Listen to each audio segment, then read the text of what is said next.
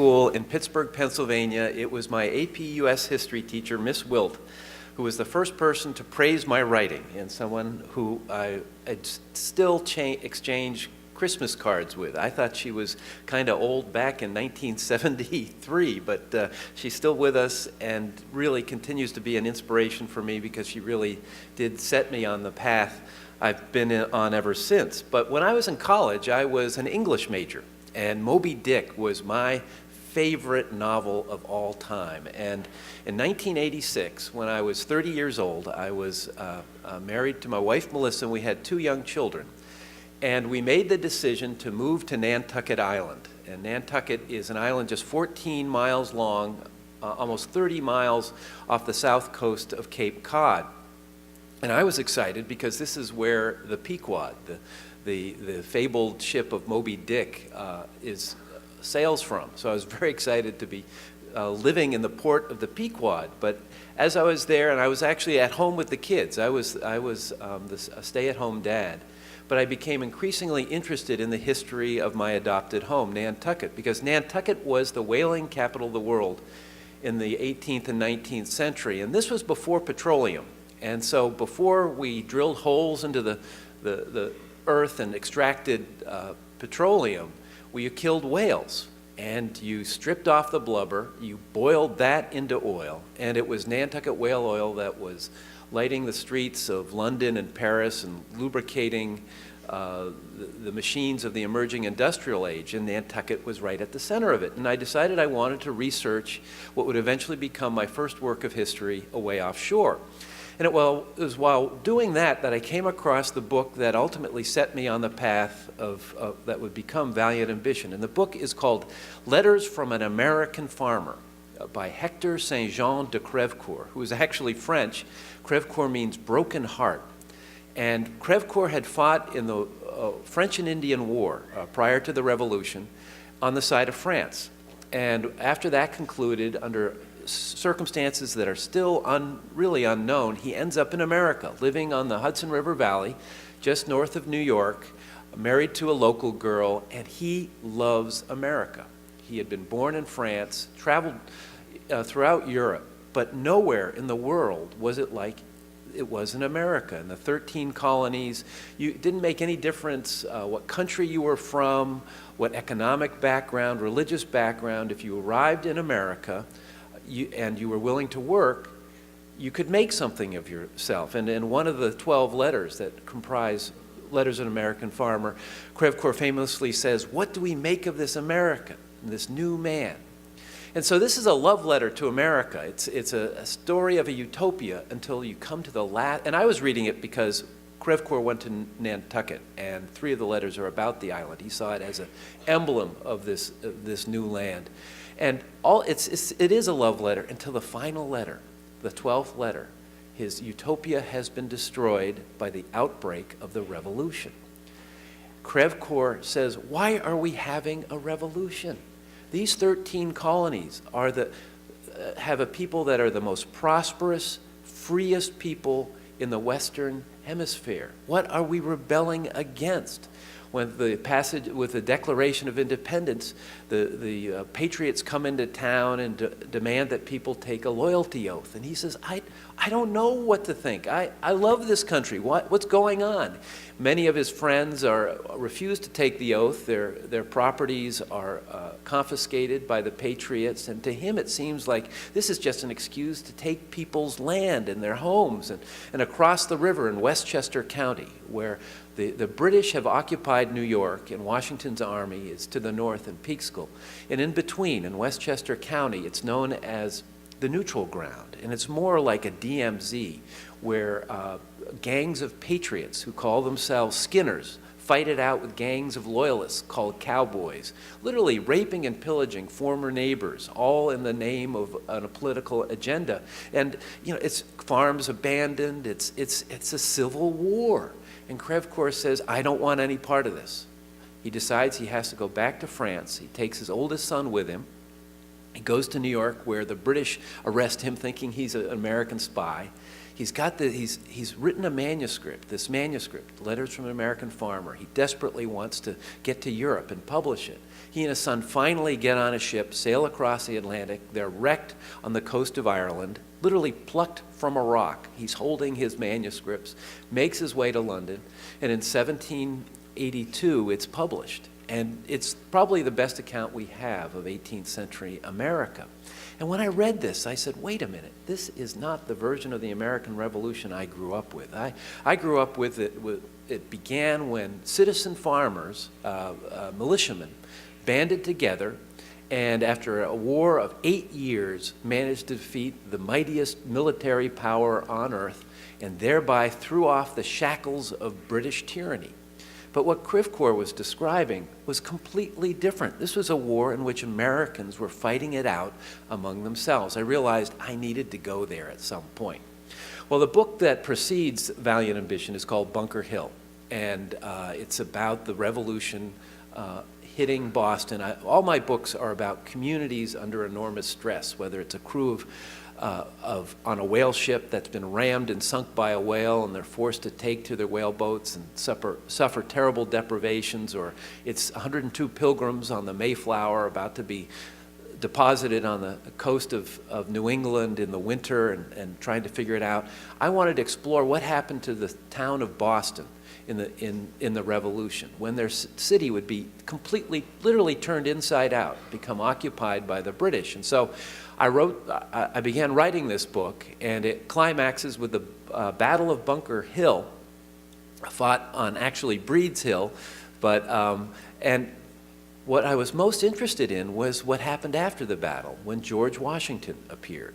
George Washington appears just a few weeks afterwards, and he's not happy with the army he's inheriting from the New Englanders. New Englanders had grown up with the tradition of the town meeting. And this is democracy at its bare-knuckled best. Every year, the citizens of the town would get together and basically argue for 3 hours until they could reach a consensus. And as a consequence, New Englanders had a sense that they didn't like to be told what to do. You know, it was ultimately up to them. And when Washington would give them an order, the privates would say, whoa, wait a minute. We're going to talk about this before we decide to do what you're telling us to do. And if we agree with that, we will then do what you want us to do. And this drove Washington crazy. He said, how am I going to win a war against the professional soldiers of England with this group of New Englanders? And this is not the Washington on the $1 bill, you know, the guy that stares at you like a statue. This was Washington in his early 40s, red-haired, fiery, by temperament, aggressive. It would be years until he would learn that the best thing for his country was to assume a defensive posture. At this point, he just wanted to get it over with. How was he going to fight a long-term war with this group of soldiers? He wanted to attack the British in Boston, burn it down if necessary, and just get it over with. But that would have been virtual suicide, since the American army didn't have enough gunpowder. 5 times Washington would bring this proposal before his Council of War, and 5 times he would be unanimously voted down. Ultimately, they would get some cannons atop Dorchester Heights and force the British out, but this was a Washington I needed to follow. But who to pair him with and get at that dark underbelly of the middle years of the Revolution.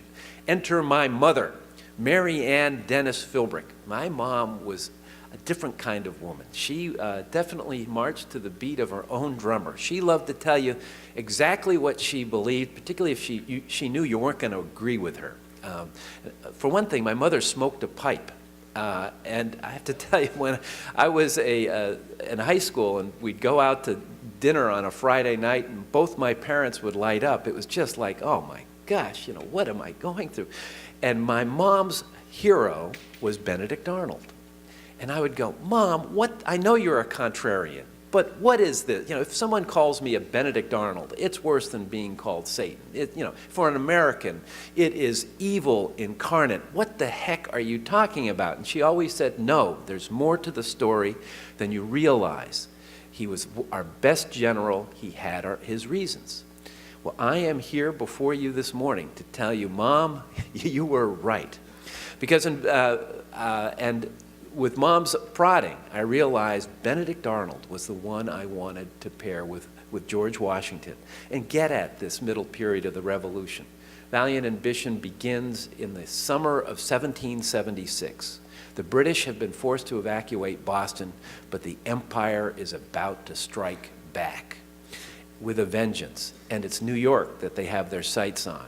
Washington is, with his smaller, much less disciplined army, dug into the high ground in Brooklyn in New York as a huge, the largest British invasionary force ever assembled up until this time, arrives in New York Harbor. 40,000 soldiers and sailors, 400 vessels. This was more people than in Philadelphia at the time, the largest city in North America.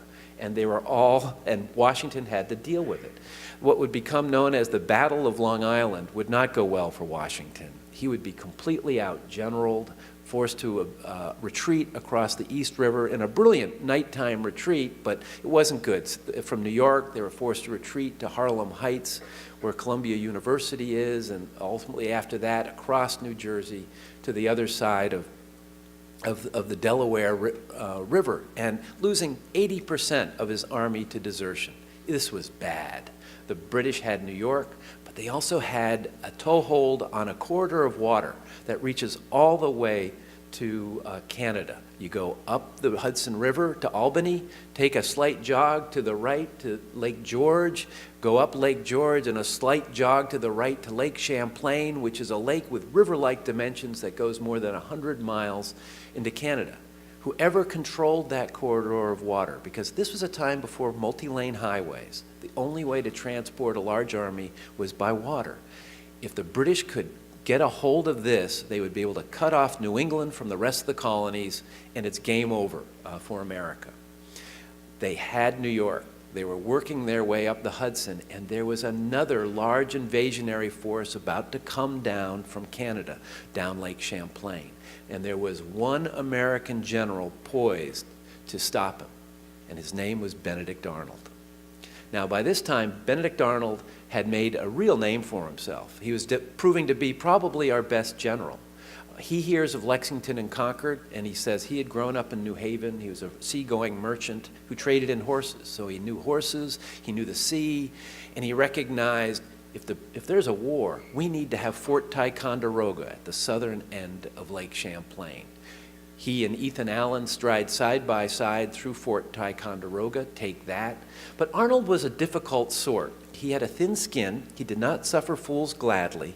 In the midst of combat, there was nothing like him. But in between those battles, he was difficult to deal with. And it wasn't long before every officer around him despised him. He was reassigned, shall we say, to Boston, where Washington had just arrived. He was in the middle of the siege of Boston. But there are opportunities to the north. The British have been caught flat-footed in Canada. If we can get Montreal and Quebec, we'll have that country, but even before the Revolutionary War has really started.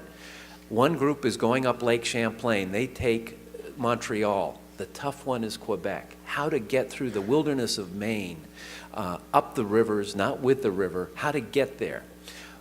Washington picks Arnold, who puts together an amazing little army that includes Daniel Morgan and the Virginia Riflemen, Henry Dearborn, from a doctor from New Hampshire who become one of the great generals in American history. Aaron Burr, if you know your Hamilton, you know where he ends up. They're all there, and somehow they do it. They starve, they stagger through the wilderness and the snow and the ice, and they make it. Arnold is ultimately unsuccessful in taking Quebec, largely because he's injured when they make an assault in the middle of a snowstorm. But what he has done is incredible. He becomes known as the American Hannibal. Now, in the October of 1776, he's the only thing to between us and losing the revolution. He's put together this little fleet of 15 basically large rowboats with cannons equipped. There's no way he can effectively fight this British force coming down from Canada in the open ocean. But he comes up with a brilliant strategy of luring them behind an island where they fight it out to a draw. It's known as the Battle of Valcour Island. It's incredibly bloody, but it's brilliant. And he convinces the British that this is not the time to try to take Fort Ticonderoga and link up with the British in New York. He's done it. He saves America. In the British retreat into Canada and wait till next year. He saves America in the fall of 1776. And so Valiant Ambition begins with Washington, the one man destined to hold this country together at his absolute lowest. And with Benedict Arnold, the one man who decides it's his destiny to try to tear this country apart at his absolute highest. And we watch what happens to them over 4 years of war.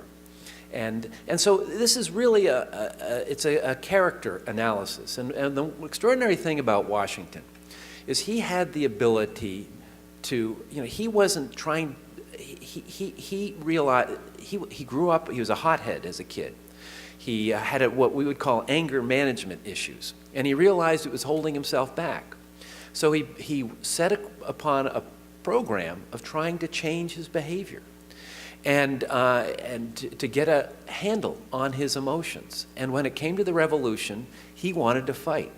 But after reversals at Brandywine and a variety of battles, finally it's the winter of 1778 in Valley Forge, and things are not going well. He realizes he must pursue a defensive posture for the good of the country. He's able to step outside himself and say, what's not best for me, but what is best for my country? He has that ability. Arnold, on the other hand, had a tendency to see things through the lens of his own persona. What was good for Arnold was good for everyone else. He was a brilliant general. He has the success at Valcour Island. A year later, there is the Battle of Saratoga. This is in many ways the definitive battle of the Revolution, in which the Americans give in one of the few great American victories of the Revolution, they force the British to surrender. It's a huge victory for America, and Arnold was badly injured at the conclusion of this. His leg was shot up so badly that it would want to finally. And he was an athlete. He was someone who reveled in his physicality. He was whether he was on a horse or on a ship, he was the man. But after a musket ball hit him in the thigh, fractured the bones in his thigh bone, his leg would emerge from what was known as a fracture box 2 inches shorter than the other one.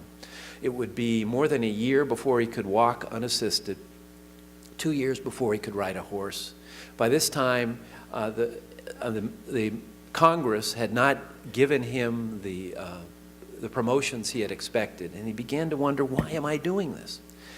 And so come Valley Forge, that April, they get the news that because of the Battle of Saratoga and that great victory, France has come into the war on the side of the British, on the side of the Americans, all because of a battle that Arnold had much to do with. And he was, at this point, questioning, why am I doing this? He had donated much of his personal fortune to the American cause, and Congress was not interested in compensating him for it. Washington puts him in charge of Philadelphia. The British had captured that, but now with the entry in France, they had to evacuate and consolidate their forces in New York. Arnold, there in Philadelphia, meets a young girl, 18 years old. He's 36, a widower, and they get married. Peggy Shippen had enjoyed the winter in which Philadelphia had been occupied by the British, and gotten to know several British officers, particularly one Major John Andre, who would become the head of the British spy network in New York. And they get married, Arnold and Peggy, and within a month of that marriage, he sends his first letter of inquiry, shall we say, to none other than John Andre. And thus begins an espionage story in which Arnold decides by this point, we're going to lose this war. Because this war began because we didn't want to pay taxes to the British. Well, it turns out that we didn't want to pay the taxes to support the army Washington needed to fight the war. And his army was withering on the vine. By the fall of 1780, the war effort had cratered. Arnold had wangled his way into becoming commander at West Point, which was now the foremost fortress in America on that corridor of water. If he and the British had negotiated that they would pay him 10,000 pounds, which was a lot of money, and he would help surrender the fort to the British and bloodlessly allow the British to claim the victory that would end the revolution and, in Arnold's mind, restore the British liberties that had been taken from the people through the tumult of the revolution. But he was doing it at a very good price. It all comes down to a midnight meeting in late September 1780, and you really can't make this stuff up. John Andre had to have a face-to-face with Arnold before they could let the ships sail up from New York laden with troops and attack West Point. At midnight, Andre comes up in a vessel called the HMS Vulture. They anchor off Teller's Point. A boat comes out, takes him to the shore. He meets with Arnold, and Arnold gives him documents related to the security of West Point. The plan is for him to then go back to the Vulture and sail to Britain to give the go-ahead. But unknown to Arnold, one of his American officers has taken a cannon to the end of Teller's Point and fires on the Vulture, forcing it down the river. Andre has lost his way back to New York. They wait till nightfall. He changes out of his uniform into a disguise, takes a ferry across the river, and that night begins to make his way through Westchester County, that neutral ground I was referring to. Now, you don't know who you're going to run into the neutral ground. This is the land where Washington Irving would write about Rip Van Winkle and the Headless Horseman. And through this haunted territory, Andre is making his way to British-occupied New York. It's dawn when out of the shadows stepped three men, each holding a musket. One of them is dressed in a Hessian jacket, the mercenaries the British have hired to help them in this war against the colonies. Andre assumes they're with him. He says, "Are you from the lower part? Are you from New York?" And they say, "Yes." And he says, "Well, good, I am a British officer on very important business. Let me pass."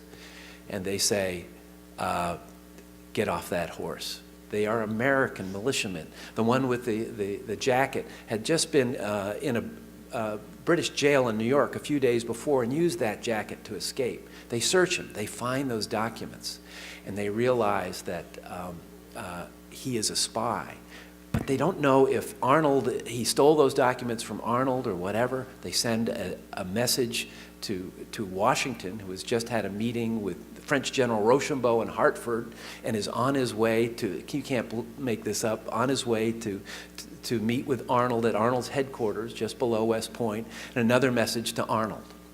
Arnold gets the message first, realizes they're on to him, hops in his barge and heads down the river to the Vulture and ultimately to safety in British-occupied New York. Washington arrives just hours later and gets the information. He's with Hamilton, he's with Henry Knox, the head of the artillery, and the young Lafayette, the French general, who's a kind of surrogate son to him, and learns that Arnold, his favorite general in many ways, has betrayed him. He turns to Lafayette and says, "Whom can we trust now?" This is just, because what Arnold has done is not just betrayed Washington and the Continental Army, he's betrayed every American citizen. And this would become a firestorm throughout America. And this is the great tragic irony of Arnold's career. This was the wake-up call. People go, what the heck? One of our generals has tried to betray all of us. He's burned in effigy in towns up and down the Atlantic seaboard. In his, where he was born in Norwich, Connecticut, mob goes out to the graveyard and takes the gravestone of his father and pulls it up and breaks it into pieces in anger. People begin to realize, wait a minute, the great challenge is not the British, it's ourselves. We got to get our act together. The British make the mistake of sending Arnold to Virginia, where he proves he's one of the best generals on the British side. Soon Richmond is in flames. Washington is very angry, sends Lafayette and an army after him. This begins the movement of troops that within less than a year's time climaxes with the Yorktown, the battle that ends the war and wins us our independence. And it's Arnold, in a negative way, that has more than anything to do with the process that would ultimately win our independence. And so, in conclusion, I would just like to say, yes, my mom was right. Arnold had his abilities, but he had the inability to step outside himself and realize that was what he thought was best for himself was not necessarily best for his country. And in the process, he undermined his legitimacy, his honor. He would die an unhappy man because from the British perspective, he was a traitor just as he was in America. And it was Washington, by being able to put his own self-interest aside, that provided that rock, that center, that enabled us to get through 8 years of war that could have just as easily torn us into 13 fragments that would have been collected once again by the British Empire. But it was Washington who held it firm and got us through. And so, in conclusion, I just would say it all comes down to character. It really does. And when you're in the midst of turmoil, it's the hardest to see the right path. And it's when you're in the midst of turmoil, you have to step back and try to do the right thing. Thank you very much.